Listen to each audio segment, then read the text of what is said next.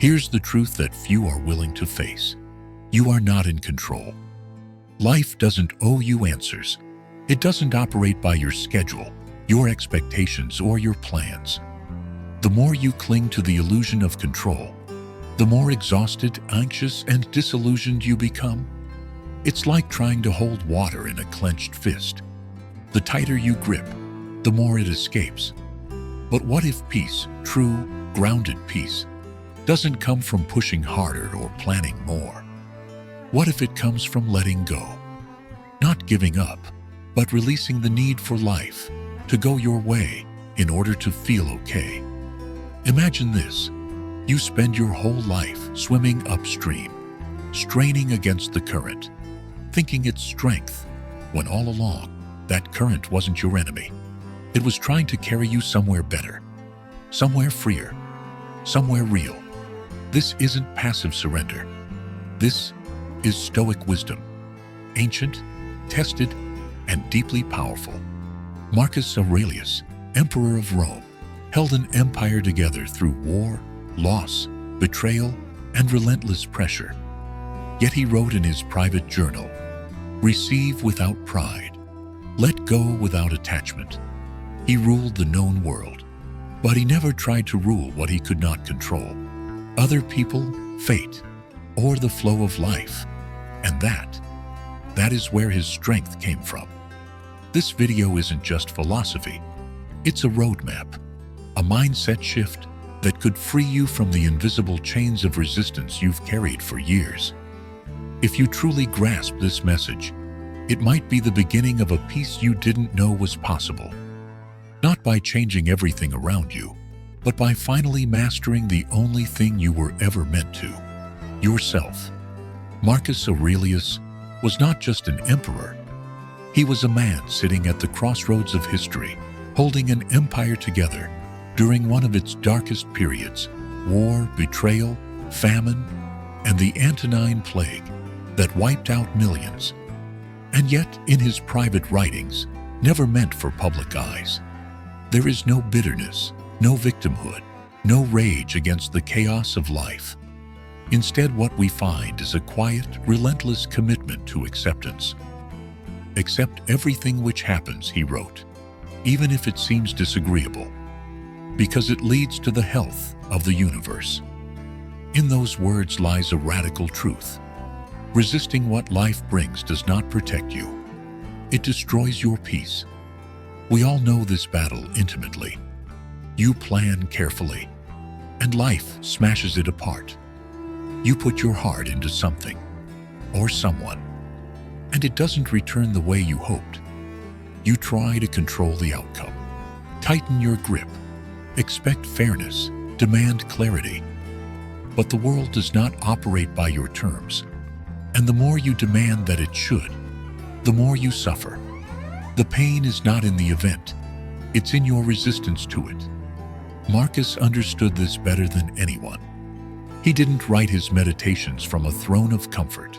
He wrote them in military camps, with death around him, pressure above him, and betrayal beside him.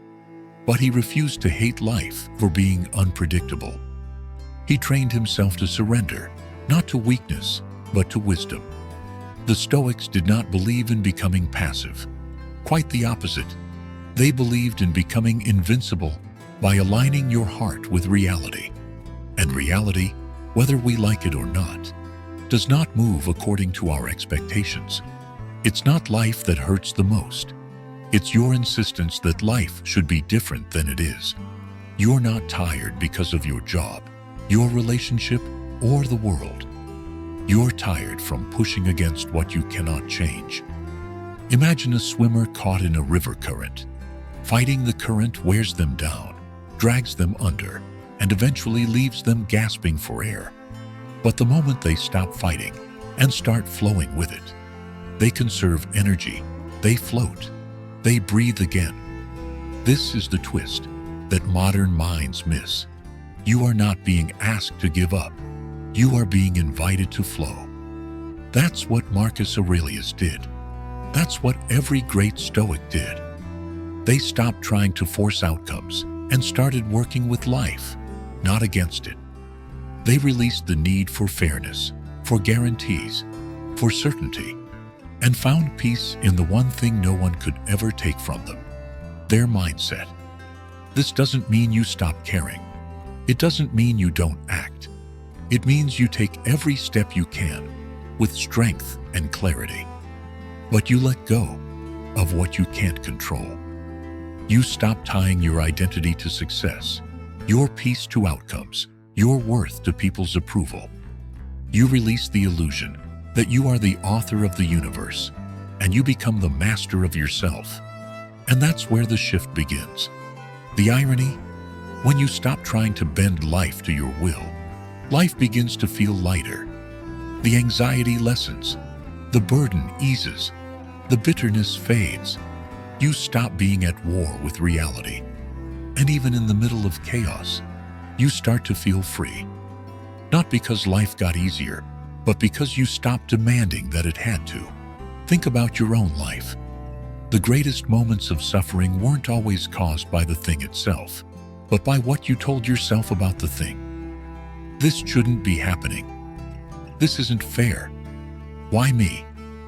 That internal protest, over and over again, is what deepens the wound. But what if you replace that protest with acceptance? With the phrase Marcus repeated to himself: "It is happening for the health of the whole." Not because every moment is good, but because every moment belongs. And when you accept it, you can learn from it, grow through it, move forward without the baggage of resistance weighing you down. So now ask yourself, what if you stop trying to force everything? What if you let go not to fall, but to finally be carried? What would your mind feel like without the constant pressure to make life bend to your will? The Stoics weren't emotionless. They were emotionally free because they accepted life as it came and acted from that acceptance, not from fear, not from panic, not from denial. And that's what made them unshakable. Most people spend their lives trying to fight the river, wrestling with reality, clinging to what was, fearing what might be. But the Stoics didn't fight the current. They aligned with it. They understood that while you can't control the river, you can learn how to navigate it. Marcus Aurelius, standing at the helm of an empire in crisis, wrote not from a place of privilege, but from profound clarity. The impediment to action advances action. What stands in the way becomes the way. This was not just a clever phrase. It was a way of life, a deep psychological reframe, a Stoic shift. And today, it remains one of the most powerful paths to peace and power in a chaotic world. Shift 1. Control what you can. Release what you cannot. At the heart of Stoicism is this clear division: what is in your control and what is not. Most people live in reverse. They obsess over the uncontrollable, the news, the economy, the behavior of others, and neglect the only realm they truly influence: their actions, their mindset, their effort. Marcus didn't try to control whether Rome would crumble or whether people would betray him. He focused on what he called the governing faculty, the ability to choose a wise response. You cannot stop the storm, but you can adjust the sail. That is noistiness. That is wisdom. And in that adjustment lies your strength. Imagine a life where you stopped resisting what you can't control and instead poured your energy into what you can: your integrity, your habits, your response to pain, your focus in the face of distraction. That's how the Stoics became immovable in the face of uncertainty, not by pretending to be gods, but by mastering the human power of focus. Ask yourself, what do I fight that is outside my control? And what strength could I build if I let go? Shift 2. Detach from the outcome. Commit to the process. The second Stoic shift is subtle but revolutionary. Detach from the outcome. Commit to the process. In a world addicted to results, followers, dollars, titles, the Stoics focused on the effort, the virtue, the intention. Marcus didn't write to be admired. He didn't lead to be remembered. He did what was right, because it was right. This mindset unlocks freedom. When you base your peace on outcomes, you are a slave to things you do not control. But when you base your peace on effort, you become invincible. The athlete who trains hard, regardless of the win. The writer who shows up, even without applause. The entrepreneur who builds, not for validation, but for growth. These are Stoics in disguise, acting from principle, not reward. When Marcus wrote, "You have power over your mind, not outside events. Realize this, and you will find strength," he meant, let your standard be how you show up, not how the world reacts. That's not apathy. It's emotional freedom. It's the end of needing permission to feel good about who you are. So, can you commit fully, without clinging tightly? Can you act from purpose, not performance? Shift 3. Practice amor fati. Love your fate. The final Stoic shift is the most radical of all. Amor fati. Love your fate. It's not just about acceptance. It's about learning to love every part of your journey, even the pain. Epictetus said, "Don't seek for everything to happen as you wish it would, but rather wish that everything happens as it actually will. Then your life will flow well." This isn't passivity. It is ultimate courage. To look at the thing that hurt you, the failure that embarrassed you, the delay that frustrated you, and say, "Thank you. This was my path." That kind of surrender doesn't weaken you. It forges you into someone no pain can break. We all have those moments. The job we didn't get, the person who left, the plan that collapsed. At the time, it felt like rejection. But looking back, wasn't it redirection? Didn't it shape you into who you are now? That's amor fati. Not tolerating life, but embracing its wisdom, trusting that even the detours are divine. Think about Marcus again. He faced betrayal by those closest to him. He ruled through plague and watched his nation unravel. And yet he wrote, "A blazing fire makes flame and brightness out of everything that is thrown into it." That's what Stoicism teaches. Turn every obstacle into fuel, every wound into wisdom, every loss into light. So how do you start practicing amor fati? You begin with small things. The traffic jam, the canceled plan, the difficult conversation. You pause and say, "This too is part of my path." You take the pain and ask, "What is this trying to teach me?" You stop asking life to be easy and start asking yourself to be stronger. In doing so, you reclaim power, not over life, but over your relationship with it. These 3 Stoic shifts, controlling the controllable, releasing attachment to outcomes, and loving your fate, are not abstract philosophy. They are deeply practical tools. They don't just make you more grounded, they make you more alive. Because in truth, most people don't live. They react. They grip. They resist. They cling.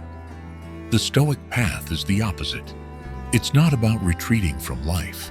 It's about entering it fully without fear, without demand, without need. And when you live this way, something astonishing happens. Life stops feeling like an enemy to conquer and starts feeling like a teacher, a guide, a current that is not trying to drown you, but deliver you somewhere deeper. So here's the final question. If you could embrace every detour as destiny, how would you live differently? How would you show up if you believed that nothing was against you and everything was shaping you? That mindset doesn't just shift your days, it reshapes your entire existence. There's a subtle form of suffering most people live with. You can't always see it, but you can feel it. It shows up in tight shoulders, sleepless nights, anxious thoughts, and the voice in your head that never stops asking, "What if I fail? What if I'm not enough?" What if I don't get what I want? This isn't strategy. It isn't ambition. It's force, disguised as drive. The Stoics had a word for this kind of struggle: attachment, not to people, but to outcomes, to timelines, to how life should be, instead of how life is.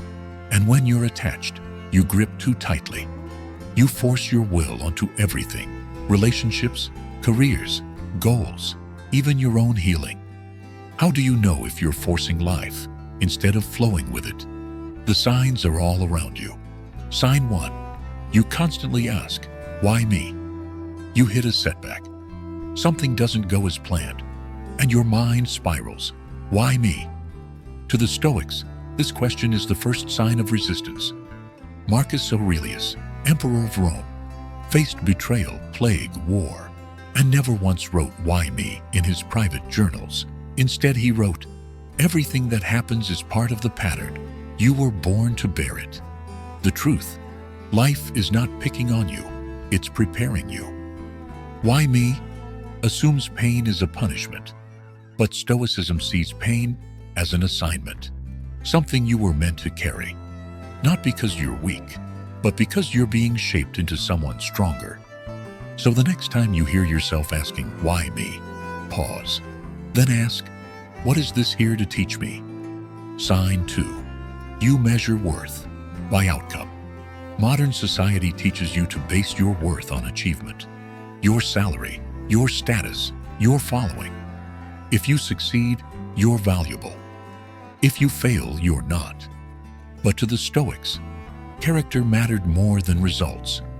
Marcus wrote, "If you are distressed by anything external, the pain is not due to the thing itself, but to your estimate of it, and this you have the power to revoke at any moment." What does that mean? It means you can work with discipline, love, and purpose, and still fail. And that is not failure. That is nobility. The Stoics believed that failing with virtue was far greater than succeeding by selling out your soul. Force says, if I don't win, I'm nothing. Flow says, I win by showing up in alignment. Your worth is not tied to results. It's tied to your effort, your intention, and your ability to act with integrity, even when no one's watching. Sign 3. You delay peace until goals are met. You tell yourself, once I make the money, then I'll rest. Once I find the right partner, then I'll be happy. Once I hit the goal, then I'll feel whole. But Stoicism destroys this illusion. Marcus wrote, "Nowhere you can go is more peaceful, more free of interruptions than your own soul." Peace is not a destination. It is a practice, a mindset, a muscle. When you attach peace to outcomes, you place your happiness in the future and rob it from the present. You live in delay mode, never arriving. Here's the paradox. When you stop needing peace to be somewhere else, it starts showing up right here. So ask yourself, what if I didn't need more to feel whole? What if the present moment, imperfect as it is exactly where I'm meant to grow? There's a strange magic that happens when you release the illusion of control. The opportunity shows up, the clarity comes, the right people enter, not because you chased harder, but because you aligned deeper. When you stop trying to force a relationship to work, sometimes it begins to flow. When you stop obsessing over success, sometimes it finds you in stillness. It's not laziness. It's not passivity. It's non-resistance, the sacred middle ground between doing your part and letting life do its part. This is what the Stoics called living according to nature, not pushing against the current, but learning how to move with it. Like a skilled sailor adjusting her sails, like a river stone, shaped not by struggle, but surrender. What happens when you stop fighting life? When you stop asking it to be easy, and instead ask yourself to become strong? When you let go of how it's supposed to be, and show up fully for how it is? The answer isn't that life becomes perfect. The answer is you become unshakable. And when that happens, life no longer has to go your way for you to walk with peace. Because you're no longer trying to grip it. You're learning to dance with it. There is a moment, often quiet, often born from exhaustion, when you finally stop fighting. Not because you've given up, but because you've grown wiser. You realize the storms will come, no matter how tightly you hold the wheel. That people will leave, no matter how deeply you love. That plans will break, even when carefully built. And in that moment, you do something radical. You stop resisting life. You surrender. But this is not weakness. This is strength refined. The Stoics never preached passivity. They didn't tell you to sit back and let life crush you. They taught you how to stand, centered, while the world spins. To stop demanding that life bend to your will, and instead, align yourself with its deeper current. Marcus Aurelius ruled an empire, buried children, fought wars, and lived through plague. And still he wrote, "Receive without pride, let go without attachment." He understood, letting go is not giving up, it is giving in to the deeper intelligence of the universe. You still show up, you still do your part, but without obsession, without the grip that strangles your own joy. This is not indifference, this is flow, power guided by purpose, but free from desperation. Like a river, it moves with force, but it yields to no shape except its nature. It flows around obstacles. It carves through stone, not by fighting, but by being consistent and true. And that is the Stoic path. Each morning, Marcus whispered to himself, "You could leave life right now. Let that determine what you do, say, and think." He did not curse time. He honored it. He flowed with it into greatness. So what if you stopped clenching? What if you trusted the rejection was redirection? The delay was protection. The loss was preparation? You are no control, but you are free. When you stop resisting and start trusting, let go, not to fall, but to rise, to stop swimming upstream, and to let the current of life carry you, not to comfort, but to your calling. Because maybe peace doesn't come when everything finally goes your way. Maybe peace comes when you no longer need it to. You've spent years grinding, chasing, striving, trying to make life bend to your will. And maybe, for a while, it worked. But deep down, you felt it. The anxiety, the frustration, the constant resistance. Now, try something different. Try listening. Not to your fears, not to the noise, but to life itself, to where it's quietly nudging you to go. The Stoics didn't reject goals. They weren't passive. Marcus Aurelius led armies, governed empires, faced tragedy head-on. But he did it without letting ambition steal his peace. He knew, your power is in how you respond, not what you control. So if something in your life feels like you're forcing it, stop. Pause. Breathe. Maybe this isn't failure. Maybe it's redirection. And maybe your next step isn't to push harder. It's to let go with intention. Share this video with someone you care about, someone who's been carrying too much for too long. And in the comments write, "I choose flow over force."